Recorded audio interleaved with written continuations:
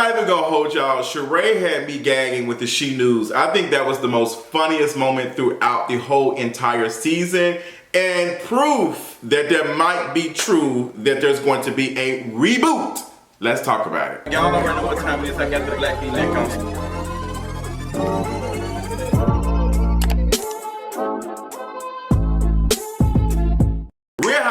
Real Housewives of Atlanta season 15 reunion drama tea. I wanted to talk about it because there has been a lot of things going on. There's rumors of a reboot. There's a rumor coming from lovebscott.com that only 2 ladies will be sticking around for the next season. There's also a rumor going around that Porsha denied the offer to be on the next season and that she's playing hardball. So I don't know who to believe, but I do feel like there is some type of shift happening, and I don't think Bravo is going to make any type of real decisions until after the feedback of the reunion. I will say that the reunion was not awful. It's not the worst reunion. It's definitely not the best, and it really doesn't place in all of the reunions we've had on this show. But we had some interesting moments. I'm not going to talk about all of them. There's not a full review. I did do a live stream for it on Patreon, but I'm going to be just talking about some of the drama and stuff that's going on behind the scenes and some of the points in the reunion. So starting with the rumors about the reboot, I believe it a little bit.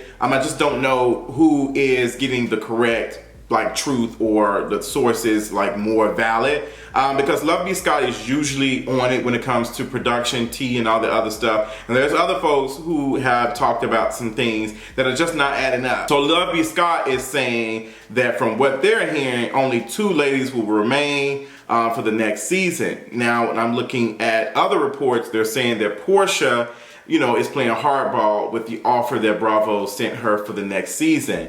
And I do kind of believe it. I do believe that Bravo in some capacity do want Porsha to come back, but B. Scott is reporting that there's no interest in Kim Zolciak or Porsha. So, and they've already filmed a little bit of season 16 for what I'm hearing, especially considering all the things going on with Ralph and Drew. So much. So I do believe there's going to be a cast shakeup. I've talked about who I would like to see come back and who I would like to see go. Y'all already know how I feel. I feel like there is a reboot that is necessary to continue the show. I feel like, it is honestly time to really sunset Real Housewives of Atlanta. It's just not doing it.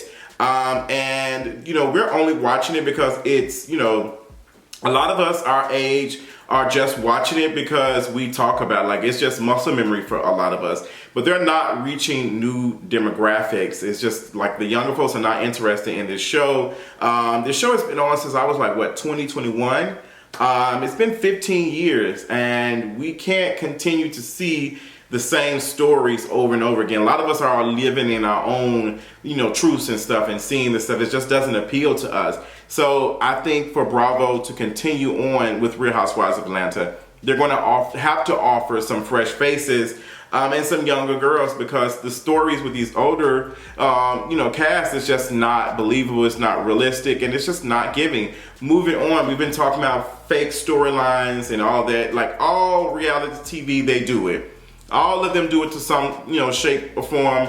It is what it is. A lot of this stuff is very manufactured. So for instance, there was this blogger that went to Kenya's salon and said that it was boarded up a little bit and that it's not open for business.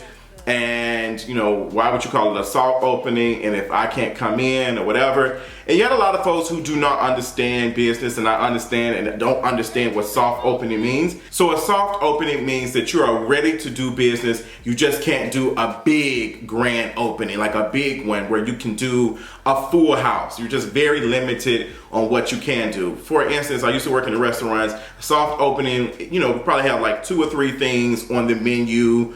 And we have folks coming, a select amount of folks coming in or whatever. Or we might open to the public, but we say, hey, we can only do up to 200 guests. And the first 200 guests to come in with this limited menu, you can eat. Opening means that you can do everybody. Everybody is ready to come in and you're open for business.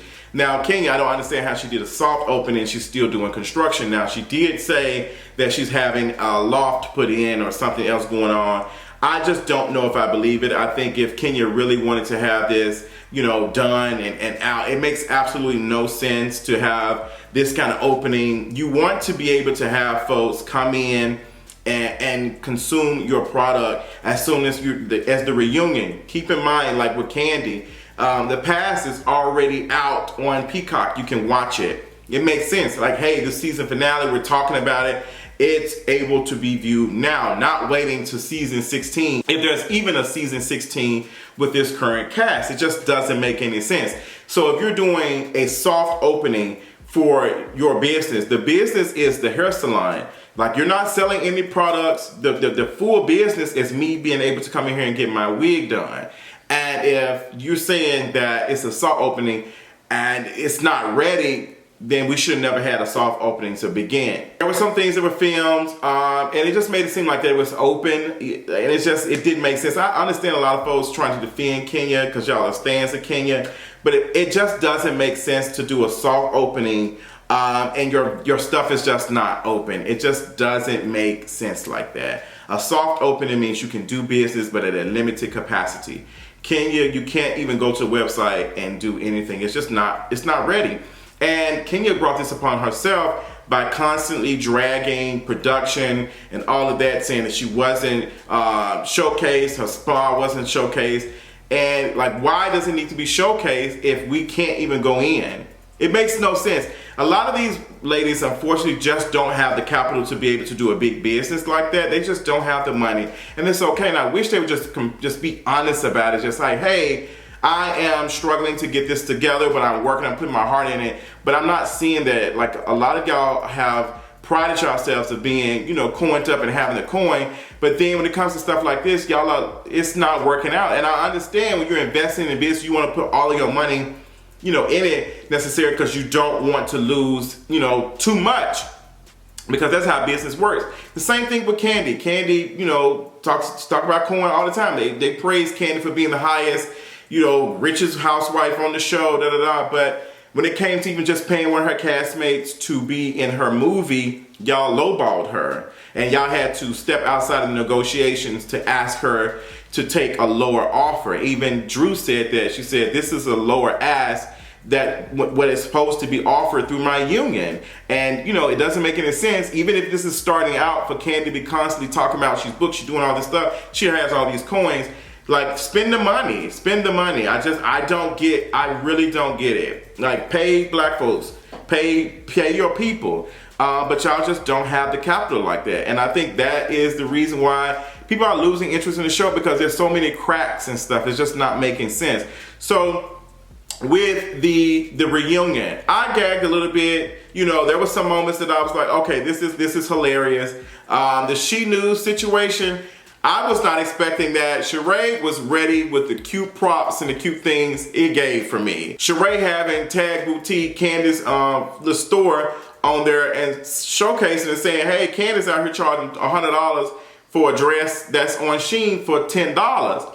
Now, Candace's response to that is, girl, like, I ain't trying to be no fashion girl like you. I'm just trying to scam folks who watch me and want to spend, you know, $50, $60 more than they would for some clothes. Like, that's how, like, y'all scam folks. Like, y'all, like, all of it is a scam. Like, don't get me wrong, all of it, because a lot of these companies are having these products and stuff made in warehouses where, you know, slave labor, child labor is producing these products and stuff, and they're selling it for more. But what gets me is that y'all pride yourselves in being rich, got all this coin, and then y'all out here charging $100 for a dress that you can get for $8. Like, come on, it's not making sense. But I get Candace's response to it. Like, I'm not, you know, trying to be a fashion girl. Sheree, you don't have the capital to be able to make those clothes that we saw on the runway in mass production. You just don't. That stuff is very expensive, and you just don't have it. That's why we're seeing, like, merchandise, joggers, sweaters, shirts and stuff for $200, $100 here. It's ridiculous. Like, all of y'all look stupid as hell, to be honest. And it just shows what type of money that y'all don't have, because y'all nickel and dime everything, because y'all don't have it.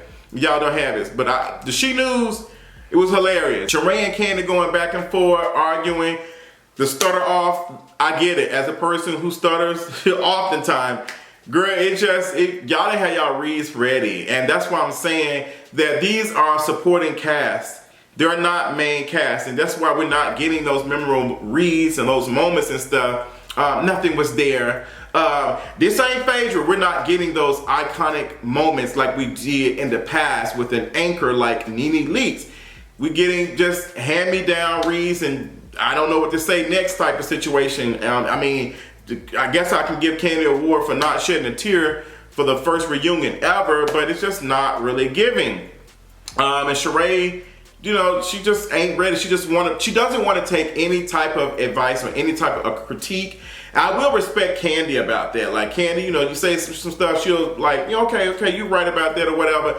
But Sheree thinks she does no wrong. Like, oh, but why are you so worried about my business? Girl, we're not worried about your business. We just out here responding to the stuff that you're saying. Like, yeah, you got one person said you paid for the stuff, for the production and the runway and stuff, but where's the fashions at? The fashions that were made, you have not, from what these folks are saying, allegedly, you ain't paid these folks to produce the fashions that was on the runway. Again, y'all don't have the capital. You even said at your own mouth on the season finale that you don't let stuff stress you out because the bill collectors, when they call, you get to it when I can. Like, I'm not gonna rush stuff. And that sounds like some regular degular stuff that we say. Like, and ain't nothing wrong with it because I feel the same way. Like, girl, if I ain't got it, I ain't got it. But y'all try to be so grandiose and then we see moments like this. Moments like that we can relate to. I can relate to that. I can't relate to you trying to put together this fashion thing and I know you don't have the money. Like, it's just, you don't pay your bills, Sheree. You have an interesting relationship with bills, in the words of Andy Cohen. So we get to Drew and Ralph. Come to find out they are living together. The divorce is going through, and they are at each other's throat on Twitter. Like, it's some tea being said. Ralph is, saying that, Drew is not being completely honest and that she was trying to trap him and child support and all that other stuff. I don't even know what Ralph does for a living other than sell coloring books. I don't know what he does. I'm pretty sure this show has given them more money than they probably have seen, especially Ralph. That just didn't make any sense for them going back and forth. I do not like the responses to Drew. Ralph is a nasty person. We saw on the season finale how he did not confide and protect his wife in the moment of her crying and stuff. He was asking her why she crying. It was as if he did not recognize her, and I can't rock with no man like that. Very disappointing to see Kandi say, oh, the way you out here lying, you might have been gaslighting Ralph. And it's just like, Kandi doesn't even understand the definition of gaslighting. She honestly don't understand any of these things because she definitely didn't get the conversation about mental health, and she didn't, Allison didn't look like she had mental health issues.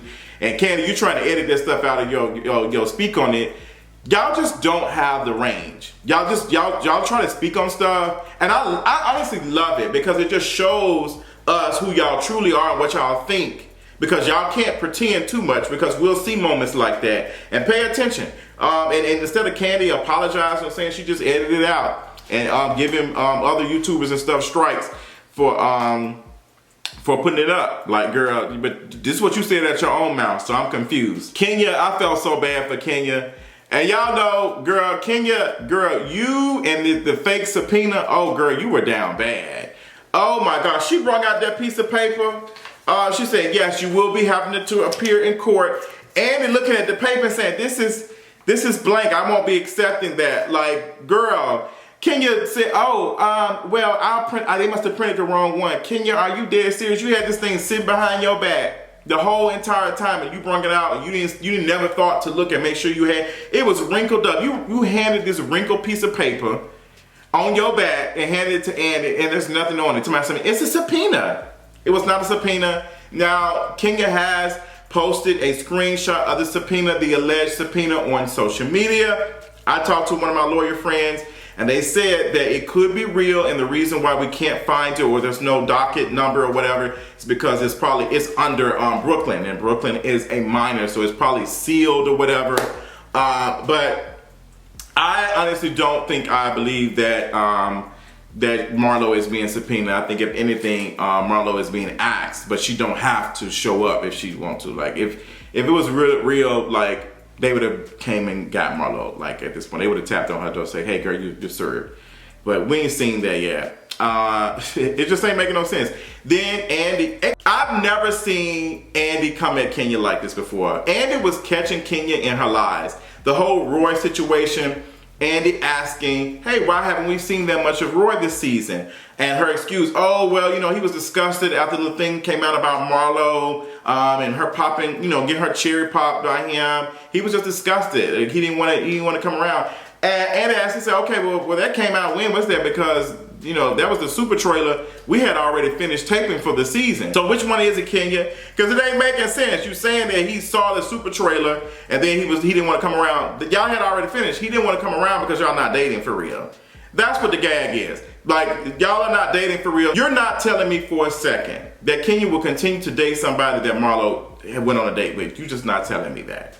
You're just not telling me that. I don't believe it. The storyline is just fake. Kenya, as much as you tried to drag it with Carlos King about false storylines, you brought that to Housewives. You brought super manufactured drama to Housewives. The whole incident with Nene Leakes and throwing her a party for the charity thing, like the charity ball situation. This is you, Kenya. You like stunts and shows. You dating Walter and the other hermit turtle looking dude. This is your lane. And Kenya fell miserably from the subpoena. Like, she was down bad this episode. Ooh, it was so bad for her. We get to Sheree talking about the Tacky dinner. If you are throwing a birthday dinner, you need to be ready to pay for everybody's stuff. I'm so sorry. Especially with these ladies with the type of money that they allegedly have. When I threw my birthday party, I paid for food. I had all of my stuff ready. All I ask is folks, hey girl, just make a donation to the little thing I'm working on, my project I'm working on. That's it. Bring a bottle if you want to. I'm not drinking. But to throw a birthday party, throw any type of event, and ask folks to pay doesn't make sense. What your friend's supposed to do is they're supposed to put together a birthday dinner. Hey, I'm throwing a birthday dinner. I'll be in charge of it. But if you are asking folks to come out to celebrate you, you need to pay. It's tacky as hell. I'm sorry. Like, that's one of the things. It's tacky. It's tacky. Now, what should happen sometimes is you, hey girl, I got the birthday girl drinks. Like, I'm paying for the birthday girl food. But especially if your man is involved, he should be paying for everybody check. Like, it doesn't make sense. So I don't know. Like, I'm confusion.